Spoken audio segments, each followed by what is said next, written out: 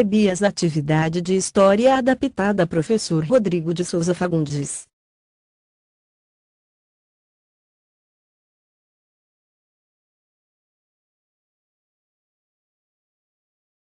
História do Brasil Revolução de 1930.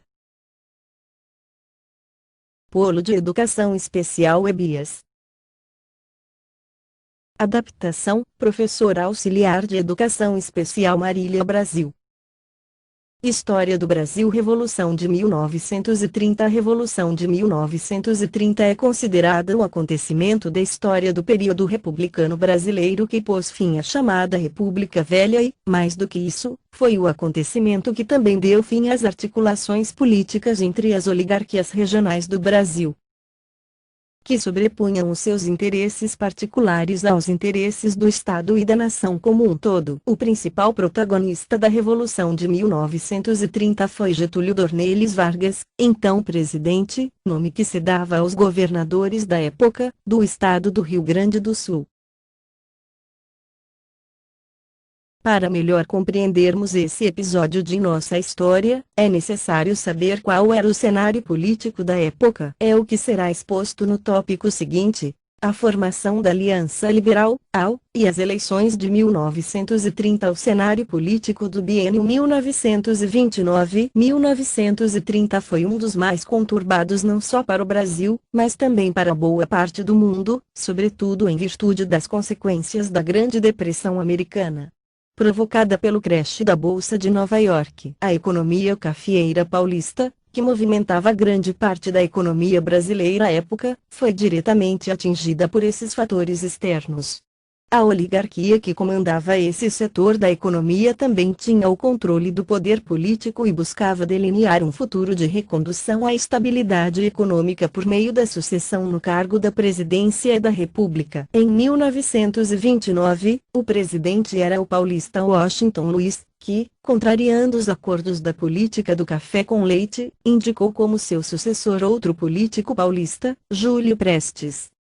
Essa desavença entre as oligarquias de São Paulo e Minas foi acompanhada da organização de uma outra frente, formada por políticos de outros estados, como Rio Grande do Sul, Pernambuco, Paraíba e Rio de Janeiro. Essa frente ficou conhecida como Aliança Liberal, ou AL. O objetivo da Aliança Liberal era lançar candidatos à presidência e à vice-presidência que viabilizassem uma alternativa ao joguete oligárquico. Os candidatos em questão, para disputar as eleições de 1930, eram Getúlio Vargas, presidente do Rio Grande do Sul, para a presidência, e João Pessoa, presidente da Paraíba, para a vice-presidência.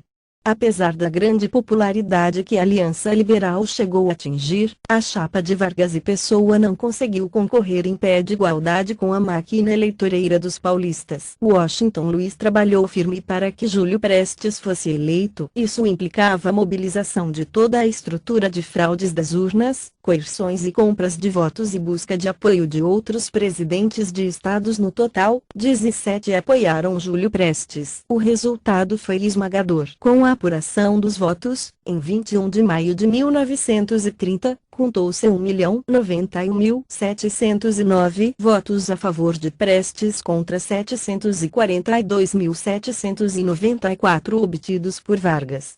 A associação da Aliança Liberal com os tenentes e o assassinato de João Pessoa. Insatisfeitos com o resultado fraudulento, os membros da Aliança Liberal passaram a articular soluções alternativas para o caso. A mais proeminente era a saída revolucionária. Para tanto, era necessário o apoio de militares. Esse apoio foi encontrado entre os oficiais de baixa patente, os tenentes, que já possuíam um histórico de atividade no campo político desde o início da República Velha.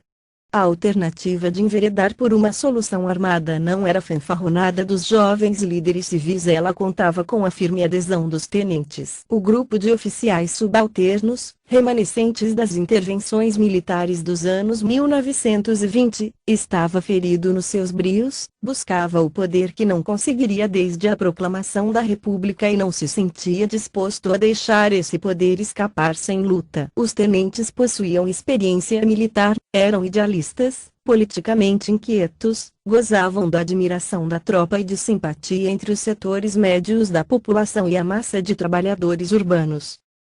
O apoio dos tenentes também implicava associação entre as lideranças civis de prestígio, como Vargas, e um punhado de jovens oficiais capacitado a aliar a influência dentro e fora dos cartéis com a condução militar da rebelião pretendida pelos três estados dissidentes Juarez Távora, Siqueira Campos, Eduardo Gomes, João Alberto, Miguel Costa, Agildo Barata, Juracy Magalhães. Entretanto, faltava o estopim, o gatilho, para que a revolução estourasse e ganhasse adesão popular. Esse estopim ocorreu na Paraíba.